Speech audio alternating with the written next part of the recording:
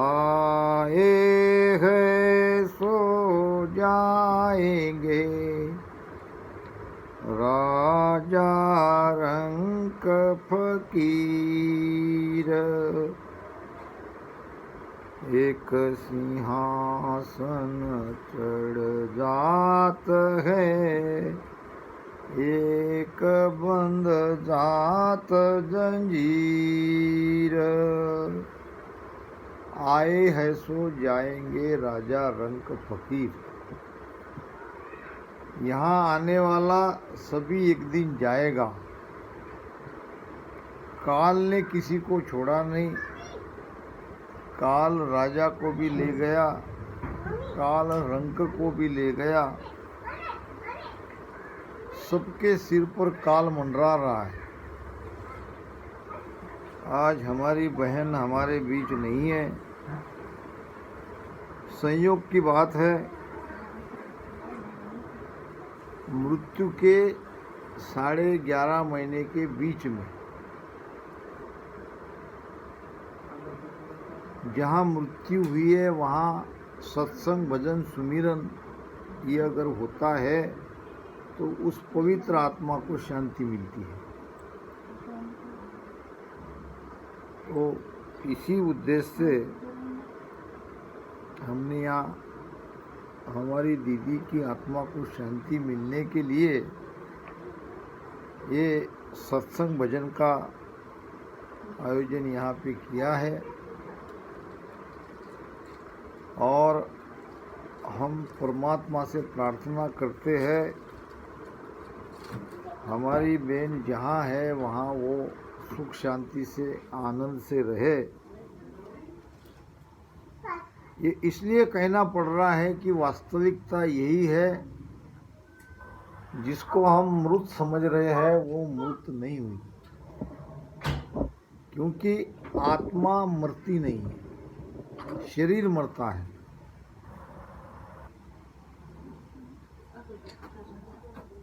शरीर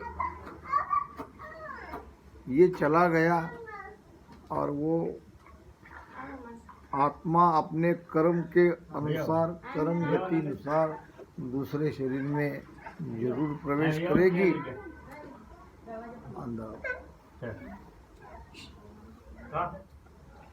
तो महापुरुषों के वचनों को हम और आप सभी सुनेंगे, उस पर विचार करेंगे और ये सब करने से उस पवित्र आत्मा को सुख मिलता है। महाराज फरमाते हैं, बांधा अंत काल पीसता। लाइट क्यों कम हो गया? लाइट कम क्यों हुआ? पावर तो वो लगाओ ना वो। हाँ, बांधा अंत काल पीसतासी, भजन बिना तेरी चुप चतुराई, भजन बिना तेरी चुप चतुराई, सब ही धूल में जासी, बांधा अंत काल पीसतासी, बांधा अंत काल पीसतासी। बांधा यानी मन। मन को महाराज कह रहे हैं, अगर हम भजन नहीं करेंगे, भक्ति नहीं करेंगे, परमात्मा का सुमिरन नहीं करेंगे तो हमको पछताना पड़ेगा अंतकाल में। अंतकाल किसको कहते हैं? अंतिम घड़ी, और उस अंतिम काल के बाद मृत्यु हो जाती है और फिर कर्मानुसार ये आत्मा दूसरे शरीर में प्रवेश करती है। कभी घोड़ा बनते हैं, कभी गधा बनते हैं, कभी पशु बनते हैं, कभी पक्षी बनते हैं, कभी कीटक बनते हैं, कभी जलचर योनि में जाते हैं। ये 84 लाख योनि का फेरा है। इसमें जब जब ये आत्मा जाएगी तब पछताएगी कि मनुष्य रहते हमने अगर भजन भक्ति की होती, परमात्मा को याद किया होता, तो आज हमारी ये स्थिति नहीं होती। कहते हैं तब पछताए क्या होत है, जब चिड़िया चुग गई खेत। खेत में चिड़िया ने सारा खेत को साफ कर दिया। अब तब पछताने से क्या होगा, और पछता कर भी कोई लाभ नहीं होगा। तो ज्ञान सुनो, ज्ञान को समझो। संत महापुरुष क्या कहते हैं? बांधा अंतकाल पिछतासी, भजन बिना तेरी चुप चतुराई। चुप कहते हैं होशियारी को। तुम्हारी होशियारी, तुम्हारी चतुराई वहाँ धर्मराज के पास नहीं चलेगी। जब ये शरीर से ये आत्मा निकल जाती है, जिसको हम मृत्यु हो गई ऐसा कहते हैं, तब ये आत्मा धर्मराज के दरबार में जाती है। वहाँ उसका लेखा जोखा चेक किया जाता है। क्या क्या तुमने कर्म किए, अच्छे किए कि बुरे किए। अच्छे अगर कर्म है, शुभ अगर कर्म है, तो हमको स्वर्ग में डाल दिया जाता है। अगर हमने पाप किए हैं, बुरे कर्म किए हैं, तो उसकी सज़ा नरक में दी जाती है। और ये कर्म का लेखा जोखा मिटने के बाद, ये कर्म भुगतने के बाद, शुभ हो या अशुभ हो, 84 लाख योनि में डाल दिया जाता है और वहाँ हमको पछताना पड़ता है। कहते हैं कि एक कोई सेठ जी थे और उनकी दुकान थी किराना की। किराना को क्या कहते हैं आप? किराना ही कहते। किराना की दुकान थी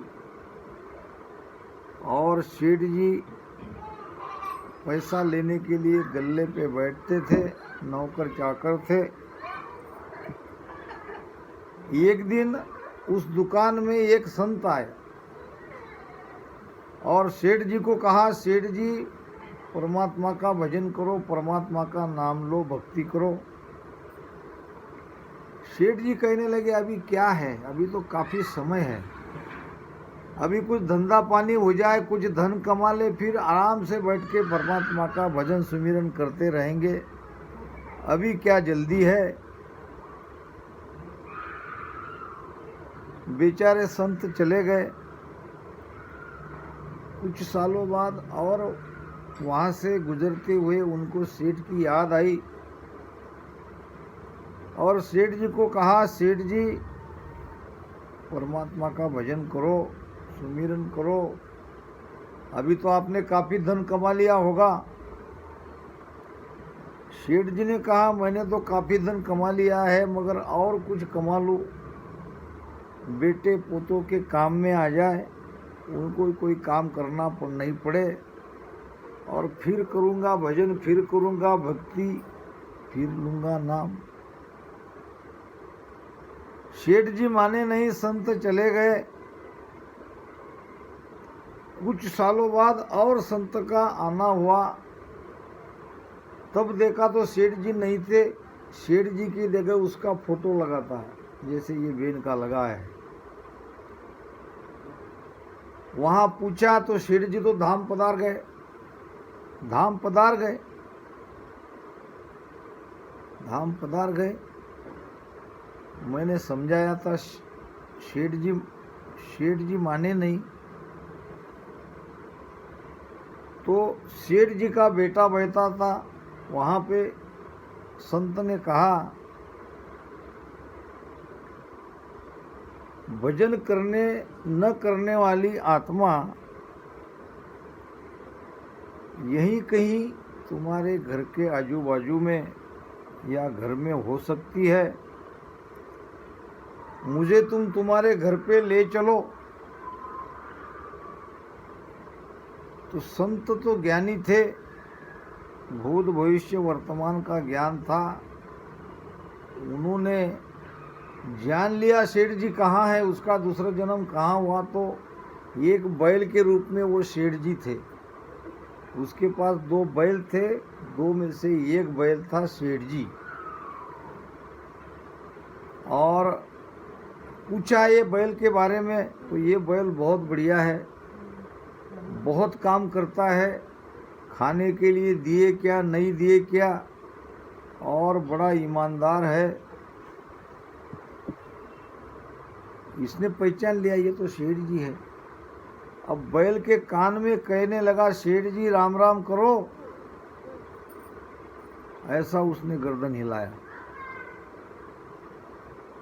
भक्ति करने की चाहना ही नहीं होती है कर्मी जीव को। और कुछ दिन बाद वो बैल के योनि में था, वो योनि खत्म हो गई। संत जी आते जाते रहते थे। जाके देखा कि सेठ जी जो बैल बने हैं क्या हाल है उनका देख लो। तो पता चला कि बैल तो मर गया और बैल बड़ा अच्छा था। फिर देखा तो सेठ जी कुत्ते की योनि में वहीं बैठे थे दरवाजे पे। सेठ जी को पहचान लिया संत ने। अरे ये कुत्ता कब से है? बैल जाने के बाद इस कुत्ते को हम लाए हैं। बहुत कुत्ता ईमानदार है, रात दिन घर के दरवाजे के पास पहरा देता है। खाने को दो या मत दो, बड़ा ईमानदार है। संत ने कहा, अब ये ईमानदार तो रहेगा, ये तो उसका अपना घर है। बैल बन के आया और सारा बोझ ढोया, कई तरह के कष्ट उठाए। बैल की योनि से अब कुत्ते की योनि में आया तो अपने घर को पहरा दे रहा है। उसके कान में जाके कहे, सेठ जी राम राम बोलो। नहीं माना। कुत्ते की योनि से उसकी मुक्तता हो गई। एक बात है, राम शब्द कान में पड़ते ही ये जो योनियाँ है, पशु योनियाँ, वो छूट जाती है, तुरंत दूसरा शरीर मिलता है। कुछ दिन बाद कुत्ता मर गया। ऐसे ही एक दिन संत आए और उसको कहा गया कि वो कुत्ता भी मर गया, बड़ा ईमानदार था, किसी को नहीं आने देता था। वो कुत्ते के रहते कोई चोर हमारे घर में आया नहीं। संतों को लगा सेठ जी तो ऐसे अपना घर का पता पीछा छोड़ने वाले नहीं है, यहीं कहीं न कहीं होंगे। और उसने देखा, ध्यान लगा कि तो सेठ जी सांप बन के वो घर में इधर उधर घूम रहा था, उसका अपना ही घर था। फिर पूछा कि किसी ने यहाँ पे सर्प को देखा क्या? बहू ने कहा, हाँ देखा, हमने मारने की कोशिश भी करी मगर बड़ा चालाक है, अभी वो जिंदा ही है, न जाने कब किसको डस ले।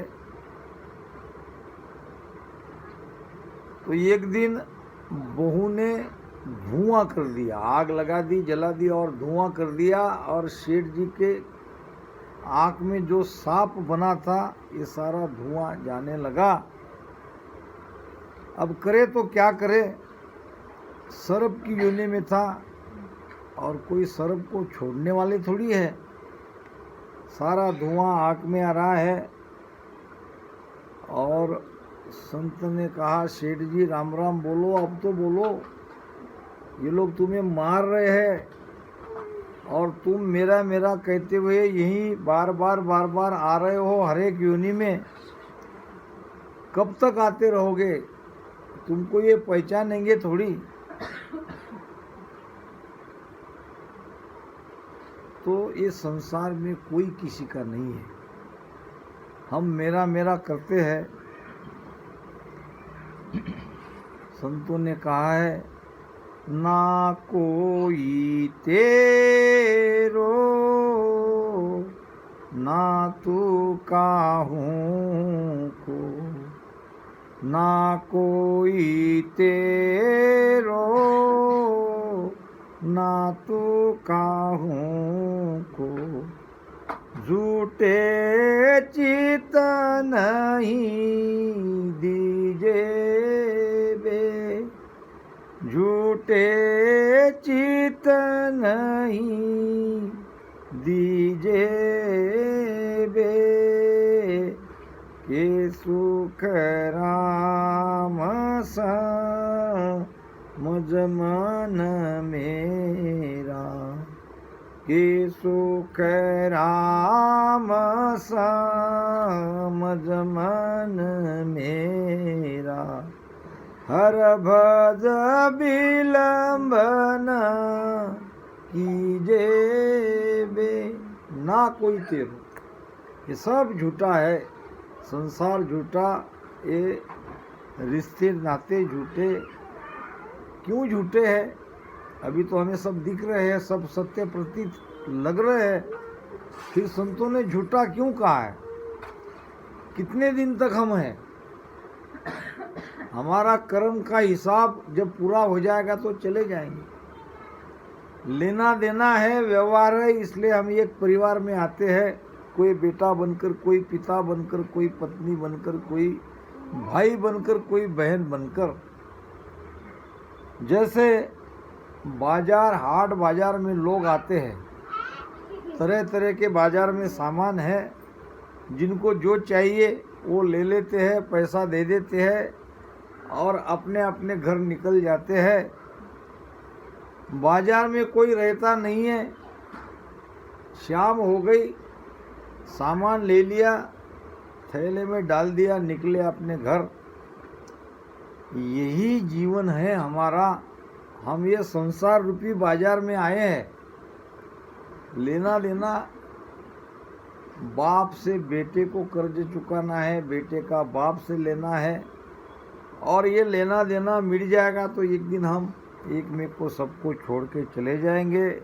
जैसे हमारी ये बहन चली गई, जहाँ तक आप लोगों से संबंध था, जहाँ तक उनका कर्म का लेना देना था, तब तक वो यहाँ रही और हिसाब खत्म होते ही चली गई। निमित्त कोई भी हो, मृत्यु किसी भी कारण से आ सकती है, मगर आती तब है जब अब कोई लेना देना बाकी नहीं है, सारा हिसाब किताब हो गया। तो इस प्रकार ये सब माया है। झूठो कुटुंब विषय सुख झूठो, काया माया झूठी। ये काया भी झूठी है, ये माया भी झूठी है, ये घर परिवार भी झूठा है। क्यों झूठा है? ये आज है, कल नहीं। आज सब कुछ ठीक ठाक लग रहा है, कल ऐसा रहेगा ये कह नहीं सकते। ये सब माया है। एक बार नारद जी ने भगवान कृष्ण को कहा कि भगवान, मुझे आपकी माया देखनी है, आपकी माया क्या है ये मुझे बताओ। भगवान कृष्ण कहने लगे, नारद, माया को तुम पहचान नहीं पाओगे, और क्या करोगे माया को देख के? माया तो दुखदाई है। नहीं, मुझे फिर भी देखना है माया क्या है, माया कैसी है। जब माने नहीं तो भगवान ने कहा, चलो तालाब के पास चलो, पहले हम नहा ले, और फिर नहाने के बाद मैं मेरी माया तुम्हें बताता हूँ। अब नारद जी तालाब में नहाने के लिए उतरे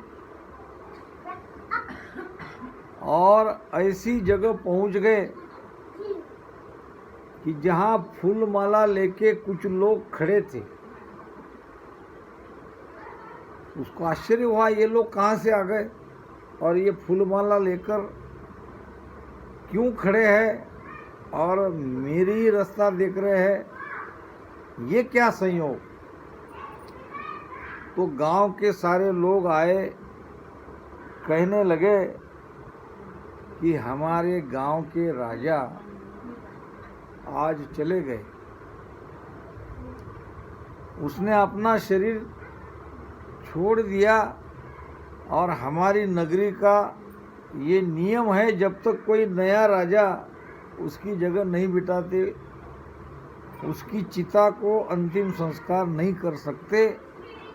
अब सबसे पहले हमारी नगरी में तुम आए हो तो हम तुम्हें अपना राजा बनाते हैं। और उनके गले में वरमाला और फूलों की माला डाल दी। वो राजा का मुकुट रहता है, वो मुकुट पहनाया और जाके उसको राजा के सिंहासन पर बिठाया।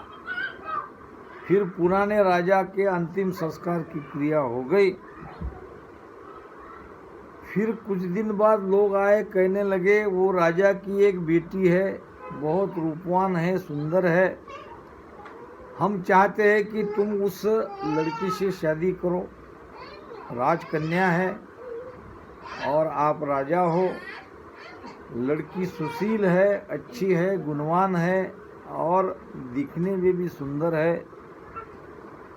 राजा की लड़की को देखते ही ये जो राजा बना था नारद कहने लगा मुझे मंजूर है।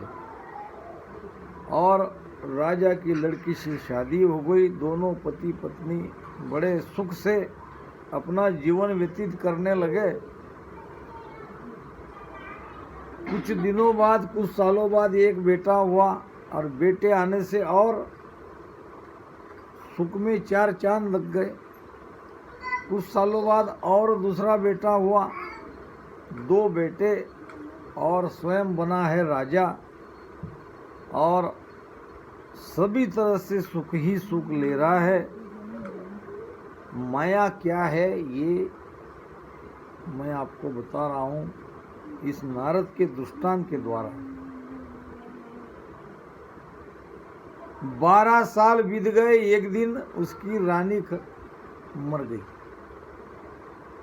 अब रानी पे राजा का यानी नारद जो बना था वो राजा का बहुत प्रेम था और विलाप करने लगा, रोने लगा, इतनी जल्दी मुझे छोड़ के जाएगी ये पता नहीं, बहुत अच्छी थी, अब मैं क्या करूं, इसके बगैर कैसे रहूं, अब ये दो मेरे बेटे हैं। ऐसा करते विलाप करने लगा। लोगों ने आके समझाया कि ये संसार है, इसमें तो एक न एक दिन सबको जाना है। दुख की बात जरूर है कि इतनी कम उम्र में आपकी ये महारानी चली गई, बेचारी बड़ी अच्छी थी। ऐसा सब कहने लगे, समझाने लगे और फिर बड़ी मुश्किल से रानी की अंतिम संस्कार करने के लिए उसको स्मशान ले जाया गया। तो वहाँ 2 चिताएं की व्यवस्था की। चिता समझते हो? एक तो रानी के लिए और एक दूसरी रखी थी। अब राजा ने पूछा और कोई मरा क्या? मरी तो एक मेरी रानी है, फिर ये 2 चिता क्यों? तो वो कहने लगे लोग ये आपके लिए, मैं तो जिंदा हूँ। आप जिंदा जरूर हो मगर हमारे नगरी में हमारे राजा ने ये नियम करके रखा है, जिसकी पत्नी मर जाती है उसको पति को पहले जलाया जाता है जीवित। तो हम सब मिलके, आपकी पत्नी तो मर गई महारानी, उसको तो जलाएंगे ही जलाएंगे, साथ में आपको ही हम जलाएंगे। अब राजा अपने लिए रोने लगा। अभी तक तो वो पत्नी के लिए रोता था, अब अपने लिए रोने लगा। अब क्या करे, अब क्या करे। अब रोते रोते तालाब से निकल के बाहर आया और आँख से आंसू कम नहीं हो रहे। भगवान कृष्ण बाजू में बैठे हैं। अरे नारद क्या हुआ, कब से तुम रो रहे हो, ऐसा क्या हुआ? नारद ने इधर उधर देखा, क्या मैं राजा नहीं हूँ? क्या मेरी रानी नहीं थी, मेरे बच्चे नहीं थे? अरे कहाँ राजा, कहाँ रानी, कहाँ बच्चे? क्या तुमने कोई सपना तो नहीं देखा? नहीं महाराज, मुझे एक नगरी में ये नहाने के लिए गया, इतना मुझे याद है। आगे का तो मैं राजा बना था, मेरी शादी हुई, मेरे 2 बेटे हुए और मेरी रानी मर गई। उसको चलाने के लिए ले जा रहे थे और मुझे भी जला रहे थे। तो मैं अपने लिए रो रहा था, मुझे इतना ही याद है। और आप सामने मुझे दिखे, ये क्या है ये बताओ? तो भगवान कहने लगे यही माया है। माया केवल दुख ही देके जाएंगी। यहाँ आने वाला कोई भी सुख से चैन से मरा नहीं, सभी दुख से ही मरे। तो ये संसार इस प्रकार है। जवरो जोर जोरावर सिर पे जीव को बांध गुड़ावे कर मुख आगे लेर चले जब तब आड़ो कुण आवे बांधा अंत काल पिसतासी। जवरो जोर जोरावर सिर पे। जवरो नाम यमदूत। 14 करोड़ यमदूत जगत में घूम रहे हैं, हमें पता नहीं है। 3-3 बार हमारी खबर लेते हैं और जिसकी श्वास खत्म हो गई उसको ले जाते हैं और हम कहते हैं कि ये मर गया। मर क्या गया? उसको शरीर के उसकी आत्मा को निकाल लिया और जाके उसको यमराज के दरबार में हाजिर कर देते हैं। काल पकड़ के ले जाएगा जो अजिया को खटिक। खटिक कहते कसाई को, आजिया कहते हैं बकरा को। वो म्या म्या म्या म्या करते रहता है और वो कसाई उसको कान पकड़ के खींच के ले जाता है और गर्दन पे सुरा चला के उसको मार डालता है। इसी प्रकार ये काल हमें छोड़ने वाला नहीं है। काल पकड़ के ले जाएगा, वो बहुत ताकतवर है। बलि काल ऐसो ब्रह्मा इंद्र धूजे। ब्रह्मा जी, इंद्र भगवान ये काल से डरते हैं, धूजते हैं। काल डरे करतार को और सकल कोई खाए। काल से बचना है तो परमात्मा का भजन करो, राम नाम सुमिरन करो, तो काल से बचोगे, नहीं तो काल छोड़ने वाला नहीं है। कर्म का आगे लेर चले तब आड़ो कुण आवे। हमारे सामने, हमारे देखते देखते यमदूत हमारे अपने सगे जो भी है उसको ले जाता है। हम कुछ नहीं कर सकते सिवाय रोने पीटने के। रोएंगे पीटेंगे फिर भी वो काल को दया नहीं आएगी, काल छोड़ेगा नहीं। इसीलिए महाराज कहते हैं, रे नर चेत अचेत अज्ञानी,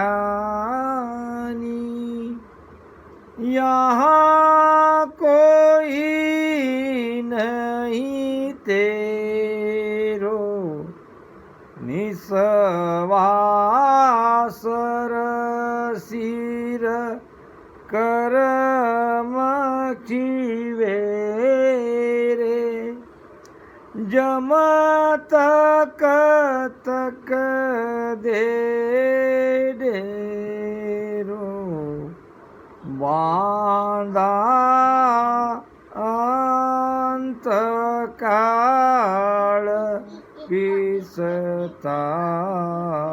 मनसी। रे नर चेत, हे मनुष्य तू चेत, तू सावध हो जा, तू इस बात को समझ ले, जिसको तू मेरा मेरा कह रहा है, एक दिन तुझे मृत्यु होते ही तेरा सब छीन लेंगे और लकड़ी की चिता में डाल के तुझे जला देंगे। कुछ दिन रोएंगे, धीरे धीरे भूल जाएंगे। ये रीति ऐसी है, तू जिसको मेरा मेरा कहता है, तेरे साथ कोई आने वाले नहीं है। ये एक सत्संगी लड़का था और गुरु की सेवा करता था, गुरु के आश्रम में रोज जाता था और गुरु बहुत प्रसन्न थे, बहुत अच्छे से सेवा करता था। जब शादी की उम्र हो गई तो उसके माता पिता ने उसकी शादी कर दी। बहू अच्छी थी, सुंदर थी। अब रोज आने वाला लड़का शादी होने के बाद 8 दिन 15 दिन में एक आधा बार गुरु महाराज के दर्शन के लिए आने लगा। अब गुरु महाराज भी जानते हैं नई नई शादी हुई है, ठीक है, आगे तो आना ही है। बचपन से वो आश्रम में ही आता चाहता था। अब फिर कुछ दिनों के बाद, महीना 2 महीने बाद, 3 महीने में एक आधी चक्कर होती थी, एक आध बार आता था। धीरे धीरे 6-6 महीने नहीं आने लगा। जब 6 महीने के बाद आया तो गुरु महाराज ने पूछा, बेटा शादी तो सबकी होती है, मगर शादी के उस शादीशुदा जीवन में आप आश्रम को भूल गए हो, आप मुझे भूल गए हो। 6-6 महीने तक नहीं आते हो, आते हो तो भी थोड़ी देर के लिए आते हो और चले जाते हो। क्या इसका कारण मैं जान सकता हूँ? लड़के ने कहा, गुरु महाराज मेरी पत्नी मुझे बहुत प्रेम करती है, अब संसार के काम में इतना उलझा हूँ, अब समय नहीं मिलता। 6 महीने के बाद क्यों न हो, मैं आया तो हूँ, तो अभी कुछ दिन ऐसा ही चलेगा, मेरे पर जिम्मेदारी है घर चलाने की, ऐसा है वैसा है, ऐसे बहानेबाजी करने लगा। संत ने कहा, जिसे तू मेरा मेरा कहता है कोई तेरा नहीं है। कैसे नहीं है? इतनी पत्नी मुझसे प्रेम करती है, मेरी सेवा करती है, अच्छा अच्छा भोजन खिलाती है, कैसे मेरी नहीं है? और मुझे घर जाने में थोड़ा शाम हो जाए तो परेशान हो जाती है, अभी तक क्यों नहीं आए, अभी तक क्यों नहीं आए? गुरु महाराज ने कहा, बेटा मैं जो कह रहा हूँ वो सत्य कह रहा हूँ। अगर तुम्हें विश्वास नहीं है तो हम प्रयोग करके देखते हैं। क्या देखते हैं प्रयोग? मैंने तुम्हें श्वास को यानी रोकने की कला, वो विद्या आपको सिखाई थी, आप जानते हो। यानी श्वास को रोक लेना, न लेना न छोड़ना, लोग समझेंगे कि ये मर गया। तो तुम जाके आज ये प्रयोग करना, लोग तुम्हें मृत समझेंगे, तुम्हारे माता पिता पत्नी रोएंगे, रोने दो, तुम तो मरे नहीं हो। और कुछ समय के बाद मैं आऊँगा, मैं तुमको जिंदा करूँगा। अब क्या क्या होता है ये तुम देखो।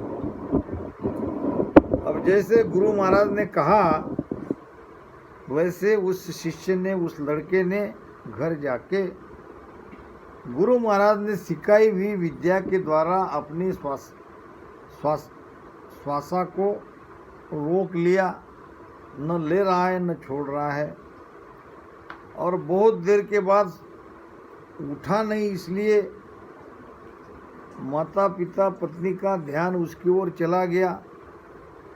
सबसे पहले पत्नी आई, पत्नी आने के बाद चिल्लाने लगी, नाड़ी नहीं चल रही है, बात नहीं कर रहे, आंखें नहीं खोल रहे, कब से चिल्ला रही हूँ, क्या हुआ देखो। फिर पिताजी आए, फिर माताजी आए, सबने कहा बेटा मर गया, 25 साल का जवान लड़का मर गया।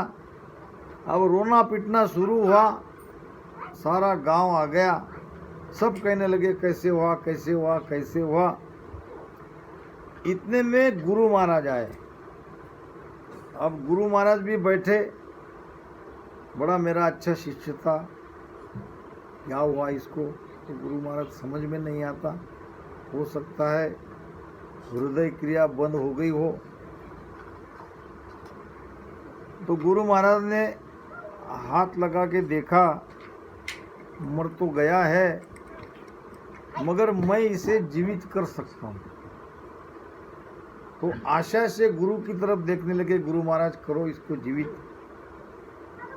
मैं इसको जीवित करता हूँ अभी के अभी सबके सामने, मगर इसके बदले में कोई और दूसरी जान चाहिए। सब देखने लगे पिताजी की तरफ। बूढ़ा हो गया था। पिताजी तुम तैयार हो जाओ मरने के लिए और अपने बेटे को बचा लो, 25 साल का बेटा है। पिताजी कहने लगा अभी मेरी इतनी उम्र कहाँ हुई है, मुझे और रहना है, मैं नहीं मर सकता।